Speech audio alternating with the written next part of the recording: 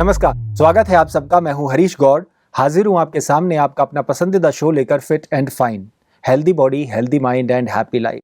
हम बात कर रहे थे बुद्धि के बारे में कि अपनी बुद्धि को सत चित आनंद स्वरूप कैसे बनाएं। डॉक्टर साहब ने 7 स्टेप्स बताए थे बुद्धि को सत चित आनंद स्वरूप बनाने के लिए। किसी ने खूब कहा है, जिसे सापेक्ष दृष्टि कहते हैं वही कारण है बुद्धि की अशुद्धि का, चित्त की अशुद्धि का। और अगर हमारी दृष्टि निरपेक्ष हो जाए तो हमारा चित्त, हमारी बुद्धि शुद्ध हो जाती है। प्रसन्नता अगर हमारे चित्त में बस जाए तो हम सदा ही निरोगी हैं। तो बुद्धि को सतचित आनंद स्वरूप कैसे बनाएं, इस पर चर्चा हमारी चल रही है। इस पर चर्चा करने के लिए डॉक्टर सतीश गुप्ता जी हमारे साथ हैं। आइए उनका स्वागत करते हैं। डॉक्टर साहब, आपका बहुत बहुत स्वागत है। नमस्कार। डॉक्टर साहब, हमारी बात चल रही थी कि बुद्धि को सतचित आनंद स्वरूप, जो देवताओं की बुद्धि होती है, देवताओं को हमेशा सतचित आनंद स्वरूप कहा जाता है और परमात्मा भी सतचित आनंद स्वरूप। तो अगर हमारी बुद्धि भी सतचित आनंद स्वरूप हो जाए तो फिर जीवन में क्या चाहिए, सब कुछ आप ही हासिल हो जाएगा। चाहे वो स्वास्थ्य है, चाहे वो दुनियावी चीज़ें हैं, हम सदा ही संतुष्ट हैं, निरोगी हैं। तो सतचित आनंद स्वरूप बनने के लिए आपने 7 स्टेप्स बताए थे, और आप क्या बताना चाहेंगे कि अपनी बुद्धि को कैसे हम सतचित आनंद स्वरूप बनाएं? कि जब हमारी बुद्धि सच्चित आनंद स्वरूप है तो ऑटोमेटिक हम मनमना भव है। मन हमारा मनमना भव जी। अर्थात मन हमारा सत्य में ही खो जाता है, सत्य ही चिंतन करता रहता है, जैसा चित्त वैसा चिंतन जी। और जब मन हमारा सत्य चिंतन करता रहता है तो हमारे संस्कारों में, हमारी आदतों में दैवी गुण अपने आप ही भर जाते। फिर क्या होगा, हमारा जीवन एकदम सदा स्वस्थ, निरोगी काया, जी। सुखमय जीवन है ना, एकदम ऐसा जीवन हो जाता है जिसमें किसी भी रोग का नामो निशान नहीं होता। जी। कहते हैं ना, मतलब एक मनुष्य है मन के वश में। एक जो आदर्श स्वास्थ्य की जो निशानी है वो है देवी देवताओं वाला जीवन, जी। है ना, फरिश्ता जीवन है। वो जीवन जैसे है कि जैसे हम कहते हैं श्री लक्ष्मी श्री नारायण का, कहते हैं नर ऐसी करनी करे कि श्री नारायण बने और नारी ऐसी करनी करे जो श्री लक्ष्मी बने। ऐसा ये रास्ता है जो इसमें कुछ मुश्किल नहीं है। सिर्फ हमें क्या करना है, अपने चेतना में चलते फिरते, उठते बैठते, खाते पीते, हर कर्म करते, व्यवहार करते हुए, हर समय, हर श्वास में नेचुरल संस्कार बन जाए, नेचुरल आदत बन जाए। नेचुरल हमारा एक चेतना में यही रहे। जैसे कि अभी हमारा नेचुरल चेतना में क्या रहता है, कॉन्शियसनेस में क्या रहता है, मैं ये हूँ, हमने पहले भी डिस्कस किया। इसकी बजाय हमें प्रैक्टिस करनी है सत्य की। सत्य जो चेतना है, अगर वो हमारे जीवन में आ गई, शुरू में थोड़ी मेहनत है। जैसे हम कार चलाना सीखते हैं ना, थोड़ा शुरू में बहुत अटेंशन रखना पड़ता है। स्टीयरिंग भी हमें संभालना है, क्लच ब्रेक भी हमें संभालने हैं, है ना, और हमें सामने भी दृष्टि रखनी है और अपना हॉर्न भी बजाने का ध्यान रखना है। अगर साइड में मुड़ना है तो मुड़ने के लिए भी हमें ध्यान रखना है। हर चीज़ का ध्यान रखना बहुत टेंशन रखती है ना। शुरू के 15 दिन प्रैक्टिस करते हैं ना, फिर बाद में धीरे धीरे इतना ऑटोमेटिक हो जाता है जैसे कि हम कार भी चला रहे हैं, बात भी कर रहे हैं, टेलीफोन भी बात हो रही है, इधर भी देख भी रहे हैं, गाना भी गा रहे हैं ना। इट बिकम्स लाइक रूटीन, है ना। तो सेम वे यहाँ पर है। इसका भी एक मेथड है। इसमें ना हमारे जो सेंटर्स हैं, Brahma Kumari world spiritual university के सेंटर सारे, मैं समझता हूँ हर गांव में हैं। अभी हर शहर में तो हैं ही, शहर में तो कई हैं, 10, 15, 20, 25, 50 सेंटर भी हैं बड़े शहरों में, और गांव में भी हैं, कस्बों में भी हैं, है ना। और गांव में गीता पाठशालाएं हैं, वहाँ बहनें इसका कोर्स करा देती हैं, है ना। तो एक 3 दिन का कोर्स या 7 दिन का कोर्स भी होता है। 3 दिन का कंडेंस कोर्स होता है। तो उसमें अगर 1-1 घंटा रोज सीख लें तो आत्मा का पूरा परिचय मिल जाए, परमात्मा का पूरा परिचय मिल जाए। आत्मा परमात्मा से कनेक्शन कैसे जोड़े, कैसे संबंध के आधार पर कनेक्शन जोड़े, और फिर सृष्टि रूपी ड्रामा ये क्या है। इसमें 4 जो युग हैं, सत्ययुग, त्रेता, द्वापर, कलयुग, 4 युग है ना जो इसमें से निकलते हैं। और फिर लास्ट में संगम युग आता है, पुरुषोत्तम संगम युग आता है। और कर्मा फिलॉसफी, कर्म सिद्धांत हम सीख जाएं तो ये हम सेंटर्स पे सीख सकते हैं, ऑनलाइन भी सीख सकते हैं। ऑनलाइन कोर्सेज यूट्यूब में अवेलेबल होते हैं, अगर आप डालेंगे तो आपको मिल जाएंगे, और वो ध्यान से आप फोकस करके सीख लीजिए। तो एक बार आप ये प्रोसेस सीख गए, फिर तो क्या है, इसको मतलब डेली फिर हमें एक दिनचर्या के अनुसार कुछ इसमें नियम मर्यादाएं भी हैं। जैसे वो ना कोई, जैसे मैंने बताया आत्मा के कुछ नियम हैं, जैसे ना मैं कहता हूं कि हमें गाड़ी चलानी है, हमें रोड पे गाड़ी चलानी है, उसका कुछ नियम है। गाड़ी चलाने के भी नियम है, कार चलाने के अलग नियम है, स्कूटर चलाने के अलग नियम है ना, और बस चलाने के अलग नियम है, और उसके कुछ ट्रैफिक के नियम हैं, उनको फॉलो करना पड़ेगा ना। नहीं फॉलो करेंगे तो अलबेले होंगे तो एक्सीडेंट हो जाएगा। सेम चीज हमारे शरीर में है, हमारे आत्मा के कुछ नियम है, और मन को कैसे चलाना उसके भी कुछ नियम बने हुए हैं, और शरीर को कैसे चलाना है, इसमें कौन सा पेट्रोल डालना है, किस क्वालिटी का डालना है, डीजल डालना है, जिसमें पेट्रोल डालना उसमें डीजल नहीं डाल सकते, जिसमें डीजल डालना उसमें पेट्रोल नहीं डाल सकते, कब कितने दिनों बाद ऑयल चेंज करना है, कितने दिन बाद सर्विस करनी है। वो कार तो हमारी 2-4 घंटा रोज चलती है, जो कार हम यूज करते हैं वो 2-4 घंटा चलेंगे, ज़्यादा तो नहीं चलती हैं। सुबह गए, शाम को ऑफिस से आए, या दिन में कभी कभी चलाना पड़ा। किंतु ये कार तो 24 घंटा नॉन स्टॉप चलती है ना, 1 मिनट में 70 बार चलती है ना। जैसे बताया ना, हार्ट हमारा 1 मिनट 70 बार चलता है, 1 मिनट 14 बार सांस ले रहे हैं, और फिर साथ साथ हमारे से जो है ना, हमने बताया 1 सेकंड में 1 कोशिका में 1 लाख रिएक्शन हो रहे हैं। तो ये तो लगातार non stop day and night चल रहा है, तो इसकी सर्विस कितनी बार होनी चाहिए, है ना। जो हमने बताया कि व्यवहार, आहार और विहार, हम जो भी कर रहे हैं, हमारा कंडक्ट अपने साथ कैसा है। जो हमने शुरू में कहा, अगर हमें फिट एंड फाइन जीवन जीना है, हमें हेल्दी फिजिकल हेल्थ और मेंटल हेल्थ, फिजिकल हेल्थ और मेंटल हैप्पीनेस दोनों अगर जीवन में चाहिए, और ओवरऑल हमें हैप्पी लाइफ टोटल लाइफ में चाहिए, तो हमें क्या करना पड़ेगा, हमें एकदम से इसको पूरा सही ढंग से इन नियमों को और मर्यादाओं को, या हमके परहेज को, जो परहेज हमें मिले हैं, इनको हम एक्यूरेट फॉलो करें, और अंदर की जो क्लॉक है, बायोलॉजिकल क्लॉक, उसको एक्यूरेटली फॉलो करें। हम अपने जीवन को प्रेशर से ना जिएं। ये अपने प्रोफेशन का प्रेशर है, घर का प्रेशर है, मेरी आदतों का प्रेशर है, मुझे ये चीज इस समय चाहिए होती है, मुझे नहीं, मुझे इस गाड़ी के नियम, मतलब शरीर के नियम और आत्मा के नियम, मन के नियम, उनको एक्यूरेट फॉलो करना है। क्योंकि वो नियम किस हिसाब से बने हुए हैं, हमारे अंदर किस समय तो हम बैटरी चार्ज कर सकते हैं। हर समय बैटरी चार्ज करना मुश्किल है, किंतु एक विशेष समय उसमें बैटरी फुल चार्ज कर सकते हैं।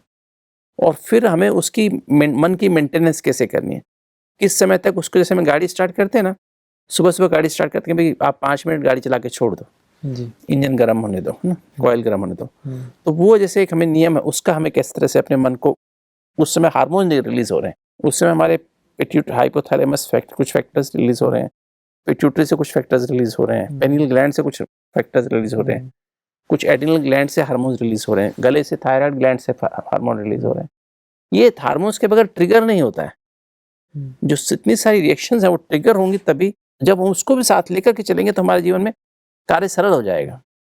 जैसे अगर आप देखें, आजकल के बच्चे बहुत रात को देर तक पढ़ते हैं, है ना। कई बच्चे तो पूरी रात पढ़ते हैं, दिन में किधर खेलते रहेंगे, घूमते रहेंगे, फिर तो सारी रात बैठ के पढ़ते हैं, और फिर सुबह सोते हैं, 4 बजे सोएंगे, 5 बजे सोएंगे, फिर 8-10 बजे 8-9-10 बजे उठेंगे, फिर जाके स्कूल जाएंगे या कॉलेज जाते हैं। हमारे साथ भी ऐसा समटाइम्स होता है। ऐसा होता है ना, आजकल के बच्चे ज़्यादा ये कर रहे हैं, और उनका फिर एग्जाम में फेल होते हैं। कहते हम तो सारी रात पढ़ते थे, 8-8 घंटे हम लगातार पढ़ते थे।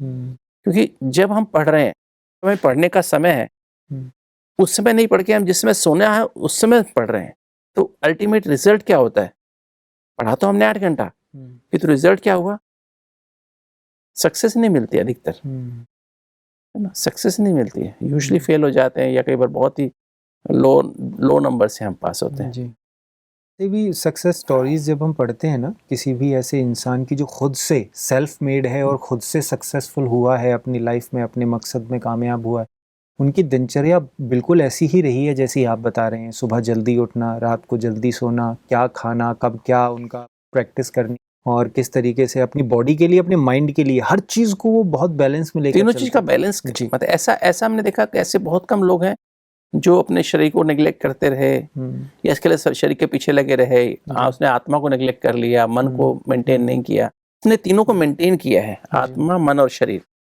सोल, माइंड, बॉडी, वो ही जीवन में सक्सेसफुल हुए हैं। जितनी आप चले जाओ सक्सेस स्टोरीज में चले जाओ, चाहे महात्मा गांधी ले लो या कितने भी बड़े बड़े साइंटिस्ट ले लो, कोई बड़े बड़े, मतलब हमारे देश में देखें तो हम लोग एक महात्मा गांधी हुए और एक अभी दूसरे साइंटिस्ट हमारे डॉक्टर एपीजे अब्दुल कलाम साहब हुए। वो लोग अलग हैं जो विरासत को लेके चले हैं, वो अलग हैं, लेकिन जो खुद से कामयाब से बने हैं, खुद से जो निकले हैं ना, गरीबी से बहुत अच्छी, जो मैंने अपने जीवन में देखा है।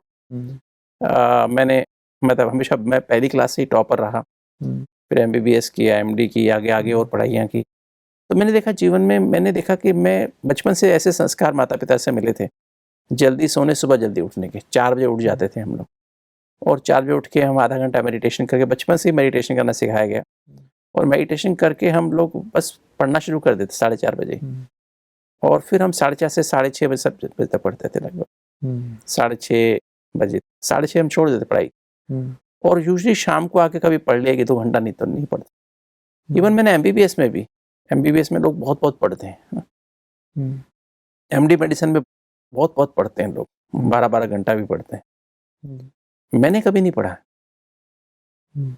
और मैंने सिर्फ हमेशा ही मतलब 2-3-4 घंटा मैक्सिमम पढ़ा होगा, और मॉर्निंग आवर्स में पढ़ा है, या फिर शाम को कभी 1-2 घंटा पढ़ा होगा, मतलब 10 बजे सो गया हूँ हमेशा ही। सिर्फ एक दिन की बात याद है मुझे, जब मैं देर तक जागा, वो भी दूसरों साइक होके कि ये लोग सारी रात पढ़ते, मैं भी पढ़ूं।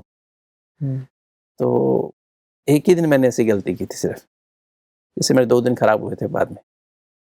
तो मैंने देखा था कि मतलब वो जो मेरा हमेशा मेरी फोटोजेनिक मेमोरी थी, फोटोजेनिक माना जो मैंने किताब पढ़ ली, एक बार देख ली, नज़र से निकल गई, पेज नंबर और लाइन तक याद हो जाती थी, ऐसे कैसे याद हो जाती थी, है ना। और मैं एग्जामिनर को ये बता देता था कि आपका फलां पेज पे फलां लाइन में ये बात लिखी हुई है, जबकि मेरे को मतलब, और हमेशा बहुत अच्छे मार्क्स आते रहे, टॉप करता रहा। तो मतलब ये जो चीज़ थी, जो वो जो है, क्योंकि आपकी, मैं पढ़ने के समय पढ़ा, सोने के समय सोया हूँ, ये बहुत ज़रूरी है आज के बच्चों में, क्योंकि उनका हेल्थ बिगड़ती है, डिप्रेशन इस कारण हो रहा है। यंग बच्चों में डिप्रेशन का मुख्य कारण ये है कि वो सारी रात पढ़ते हैं, और सोने के समय पढ़ते हैं, और पढ़ने के समय सोते हैं, उल्टा हो गया, उल्टा कर रहे हैं। एक्सरसाइज करने के समय सो रहे होते हैं, सुबह एक्सरसाइज करने, और शाम को जब थके होते हैं तो फिर एक्सरसाइज करने जिम में जाते हैं, जब पेट भरा होता है, सब कुछ उल्टा कर रहे हैं, सब कुछ उल्टा। तो इसके कारण से उनकी हेल्थ भी, मानसिक हेल्थ भी खराब है, शारीरिक हेल्थ भी खराब है, और वो कोई भी चीज़ को फेस करने में अपने आप को असक्षम पाते, वो कोई चीज़ को फेस नहीं कर पाते, सहन कर नहीं पाते, समा पाते नहीं चीज़ों को, है ना। इतने सेंसिटिव हो जाते हैं, इमोशनल हो जाते हैं, और फिर इतने एग्रेसिव हो जाते हैं, कॉम्पिटिटिव हो जाते हैं, है ना। और जो टारगेट्स बना लेते जीवन में, उसको चेज ही करते रह जाते हैं जी। और वो अगर उस टारगेट को पा भी जाते हैं तो बहुत बड़ी कॉस्ट दे करके पाते हैं, और फिर वो जीवन में मतलब वो जो सुखमय जीवन पाना चाहिए वो नहीं मिल पाता है, नहीं मिलता, शांति सुखमय वाला जीवन नहीं पाते हैं। अगर एक बार पद हासिल भी कर लिया, पोस्ट हासिल भी कर ली, वो बहुत जल्दी कमा लेना चाहते हैं, वो उसमें, और वो कॉपी करते रहते हैं दूसरों को जी। एक यूनिक व्यक्ति नहीं बन पाते हैं। तो ये जो है हमने जो देखा है, 7 जो स्टेप हमने बात की, सच्चित आनंद स्वरूप बनना, दिल में सत्य को भर लेना, था हमें ये समझना है कि हमें जो 7 गुण हैं आत्मा के, जो अपनी नेचुरल इनेट क्वालिटीज हैं, उनका मैं आज आपके सामने अपने सभी भाई बहनों के लिए उनका मीनिंग बता देता हूँ, उनका अर्थ। क्योंकि जब भी हम कोई शब्द बोलते हैं, कोई हम वो खाली हम ऐसे ही शांति बोल दिया उसका मतलब नहीं है, है ना। प्रेम बोला, प्रेम का अर्थ क्या है, खुशी का अर्थ क्या है, आनंद का अर्थ क्या है, पवित्रता का अर्थ क्या है, ज्ञान का अर्थ क्या है। तो जो पहली बात हमने जो इसमें जो 4 सब्जेक्ट आते हैं इसमें जब हम बात करते हैं ना, इसमें जैसे हर पढ़ाई में कुछ सब्जेक्ट्स होते हैं, और वो 4 हमारे यहाँ 4 सब्जेक्ट्स हैं, मतलब जो इसमें जो इसको कहें सच्चिदानंद स्वरूप, या हम कहें सदा स्वस्थ और सदा निरोगी काया चाहिए, हम कहते हैं fit and fine, mental health, physical health and happy life, है ना, जो हम बात करते हैं, वो तीनों चीजें हमारी परफेक्ट रहें, इसके लिए हमें 4 सब्जेक्ट पे ध्यान देना होगा। 4 सब्जेक्ट्स हैं हमारे। पहला सब्जेक्ट है ज्ञान, ओके। सिंपल भाषा में कह सत्य की समझ। दूसरा सब्जेक्ट है योग या याद। तीसरा सब्जेक्ट है धारणा। ओके। धारणा माना जो चीजें हमने सीखी हैं, सत्य की समझ जो हमारे जीवन में आई है, वो हमारे जीवन में प्रैक्टिकली आ जाए, धारण हो जाए। इम्प्लीमेंट करें अपनी हाँ। लाइफ। योग माना जैसे कि हमने उस सोर्स ऑफ जो सातों एनर्जी का पावर हाउस है, उससे हमने कनेक्शन जोड़ लिया। जी। ज्ञान माना समझ आ, पहले तो ज्ञान माना समझ आ जाए। ज्ञान माना समझ आ गए कि मैं कौन हूँ, मेरा कौन है, मेरा उससे कौन कौन से संबंध हैं, और सृष्टि रूपी नाटक जो है इसमें, इस ड्रामा में क्या क्या चल रहा है। शुरू जब सृष्टि शुरू हुई, कल्प का पहला युग आया, उसमें क्या था? सत्युग था। आत्मा फुल्ली चार्ज थी, सतो प्रधान, सातों एनर्जी से भरपूर थी। फिर धीरे सतो हुई 1250 साल के बाद। सतो माना अभी 75% बैटरी रह गई, 25% डिस्चार्ज हो गई, तो वो सतो स्टेज आ गई, उसे त्रेता युग कहते हैं। और फिर हमारी क्या है, एक स्टेज आई जिसमें हमारी बैटरी 50% डिस्चार्ज हो गई, आत्मा की बैटरी 50% डिस्चार्ज हो गई, और अब जो है द्वापर युग आ गया। त्रेता खत्म हो गया, सतयुग त्रेता, ये दो युग जो हैं ये स्वर्ग कहलाते हैं। स्वर्ग का अर्थ क्या है? स्व माने आत्मा, अर्घ माना एक होता अर्घ, एक होता अर्घ। अर्घ जैसे कहते हैं ना, एक अर्घ कैसे बनता है? कोई चीज का हम अर्घ बनाते हैं, जूस निकालते हैं, है ना, वो अर्घ होता है ना, उसका एसेंस निकाल लेते हैं, उसे अर्घ कहते हैं। और फिर उस एसेंस को भी और फर्दर प्योरीफाई करके अर्घ बनाया जाता है। ओके। राइट। तो अर्थात ये आधा जो कल्प है, सतयुग त्रेता, इसमें आत्मा का अर्घ, मतलब आत्मा जो अपने 7 गुण हैं, उन 7 गुणों के भी जो इसेंस का भी इसेंस है, जिसे हम दैवी गुण कह देते हैं।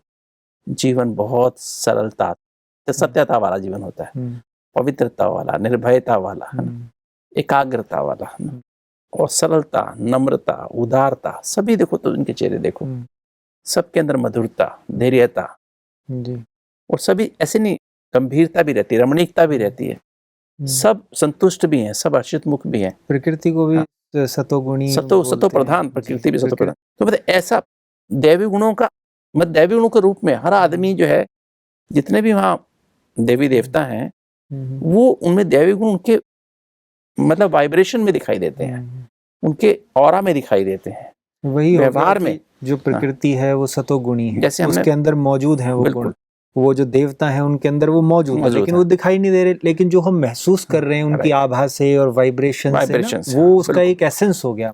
जैसे उनका जो व्यवहार है ना, जो उनका व्यवहार 100% 7 गुणों से भरा हुआ है। सात्विक व्यवहार अपने साथ भी और दूसरे प्रकृति के साथ भी, और दूसरे जो और वो वहाँ पर जो आत्माएं हैं, मनुष्य आत्माएं, जो देव आत्माएं हैं और देवी देव, सबसे चाहे राजा हो चाहे प्रजा हो, राजा का अपना व्यवहार अपने परिवार में भी और प्रजा के साथ भी एक जैसा व्यवहार, है ना, ऐसा व्यवहार, सारे व्यवहार अपने अंदर साथ भी, दूसरों के साथ भी ऐसा व्यवहार जिसमें 7 गुण भरपूर है। मतलब उसमें समझ के साथ व्यवहार, सत्य की समझ के साथ व्यवहार, अब मैं आत्मा हूँ, ये भी आत्मा है, उस भाव से समान व्यवहार, है ना, पवित्रता का व्यवहार, शांति से व्यवहार, प्यार का व्यवहार, खुशी का व्यवहार, आनंद का व्यवहार, और शक्तियों से भरपूर व्यवहार, तो आठों शक्तियों से भरपूर व्यवहार, उसका एसेंस तो उनके व्यवहार में भी दिखाई वो आहार फिर ऐसा शुद्ध सात्विक, फल सब्जियां, है ना, फल सब्जियां, और मतलब आहार जिनका इतना सुंदर होता है,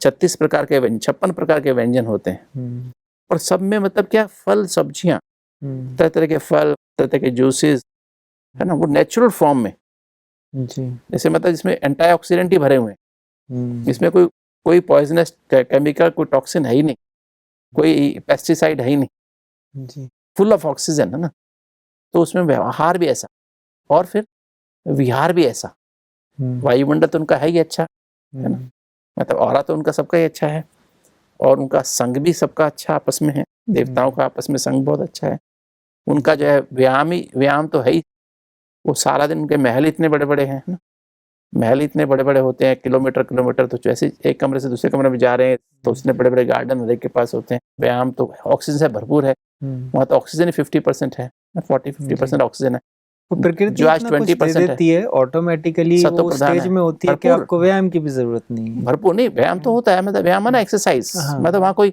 ये तो नहीं कि कार में जाके स्कूटर पे जाके बैठ के जा रहे हैं, वहाँ तो चलना ही है और नेचुरल है, कोई समय की सीमा नहीं है। चलना या कोई उड़ना आपको ऐसा तो नहीं 9:10 हो गया, वहाँ पे 9 मीटिंग है, 10 बजे मीटिंग है, ऐसा तो कुछ है ही नहीं।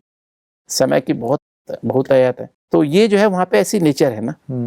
तो व्यवहार, आहार विहार हम कहते हैं ना, जी। नींद, भरपूर नींद है और हर चीज मतलब भरपूर है, कोई व्यसन तो है ही नहीं। तो एकदम इसलिए वहां पर स्वरग, आत्मा का अर्घ, सारे दैवी गुणों से भरपूर, प्रकृति सत्व प्रधान, मनुष्य, हर मनुष्य सत्व प्रधान। तो इसलिए वहां स्वर्ग कहते हैं उसको। कोई बीमारी का नामो निशान नहीं, अस्पताल नहीं, डॉक्टर नहीं, कोई जेल नहीं, कोई पुलिस नहीं, कोई ऐसे ऐसा जीवन।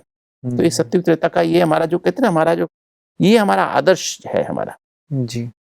फिर आत्मा की जब एनर्जी 50% से कम हो जाती है तो मन राजा बन जाता है। सत्युग में आत्मा राजा है और उसमें मन बुद्धि संस्कार, आत्मा एनर्जी दे रही है, सातों गुण भरपूर कर रही है। आंख, नाक, कान, मुख, कमल नयन, कमल मुख, सब कुछ कमल, कमल हस्त, सब कुछ कमल जैसा न्यारा प्यारा है ना। और फिर जो है हमारा जब ये होता है तो जैसे ही आत्मा का पहला प्रधानमंत्री कौन है? प्रधानमंत्री कौन है? मन है ना। मन। तो जैसे ही आत्मा की एनर्जी 50% से कम होती है, मन की एनर्जी 51% हो जाती है। मन राजा बन जाता है। और जब मन राजा बन जाता है तो मन प्रधानमंत्री, मन राजा बन गया, आत्मा उसके नीचे चले के वश में हो जाती है ना। इसलिए मनुष्य कहना पड़ता है उसे। तो द्वापर युग से फिर हम क्या कहलाते हैं? मनुष्य कहलाना शुरू। अब आत्मा राजा नहीं है, हम भूल जाते हैं हम आत्मा है। देह, मन में क्या भरा? देह के संबंध भरे हैं, देह के पदार्थ भरे हुए, देह के स्वभाव संस्कार, विकार आने शुरू हो जाते, काम क्रोध लोभ मोह। तो इस तरह से फिर बीमारियां आने शुरू होती हैं। इसके बाद में आने वाले उसमें हम चिंतन करेंगे कैसे हमारा व्यवहार, आहार विहार बिगड़ता है। तो ये राज हम समझ जाएं सत्युग मतलब ड्रामा साइकिल का, तो फिर हम इस बात को गहराई समझ सकेंगे कि कैसे हमें अपने आप को परिवर्तन करना है। ब्यूटीफुल डॉक्टर साहब, अभी वक्त है fit and fine tip of the day का। अगर हम संपूर्ण स्वास्थ्य का सुख लेना चाहते हैं तो हमें निश्चित तौर पर अपनी आत्मा को सातों गुणों से भरपूर करना होगा, जो आत्मा के अपने नेचुरल गुण हैं। और उसके लिए एक ही तरीका है कि जो इस सातों एनर्जी का पावर हाउस है, परमपिता परमात्मा पावर हाउस, उससे हमें कनेक्शन जोड़ना होगा और संबंध से कनेक्शन जोड़ना होगा। संबंध अर्थात जो उससे हमारा संबंध है, हमारे सर्व संबंध उनके साथ हैं और हर समय है, हर जगह है, जो हम आरती में भी गाते हैं। तो जब हम हर समय हमारा संबंध उनसे रहेगा, नेचुरल संबंध हो जाएगा, तो आत्मा रूपी बैटरी चार्ज हो जाएगी। तो हमारे व्यवहार में सातों गुण झलकेंगे। समझ, सत्य की समझ, पवित्रता, शांति, रूहानी प्रेम, अतीन्द्रिय सुख, आनंद और सब शक्तियां।